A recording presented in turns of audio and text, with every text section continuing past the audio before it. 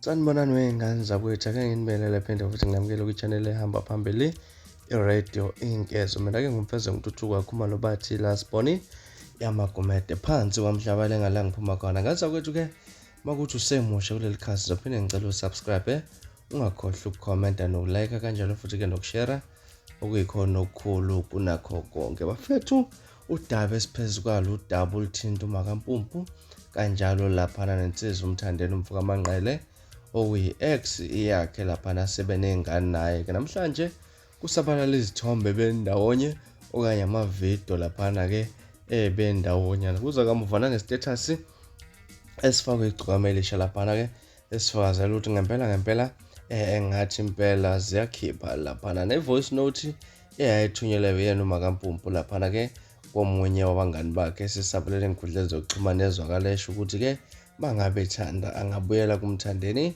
umfuka amanqele. Ngaza kwethu kunayo iposti efika muva laphana, iposti eyona insizwa umsoco umfuka Khumalo laphana-ke ebhala khona ngodaba elithe mangabe liyamaniswa kwabonakala ukuthi engathi ibheke kuyena uMakampumpu. Ubhala kanjena-ke insizwa, bengisacela ukuthi manidibana naye Pick Plaza ningishayela ngetshe ekhanda, inkinga ukuthi mina ngibhizi lana. Wasethi #mbhebheni ibafana. Ngaze ukuthi ubhala kanjalo-ke insizwa umsoco eposta laphana ekhombisa usithombe engathi usemsebenzini-ke laphana. Abantu engaza kwethu-ke bebelokhu bafake njalo amaposti laphana afakazela ukuthi ngempela izindaba zakhe zokuthi laphana-ke usebele kumthandeni igcikamelisha impela engathi ziyaphaza. uHalelisani Mkhize ukade bekhomenta laphana kule posti, uyibona nje ngakho ukungena izindaba zabanye amafana ngokwehlukana nazi inkodosi zabo kusho luthile ngawo. Omunye usanda kubheka ukuthi washesha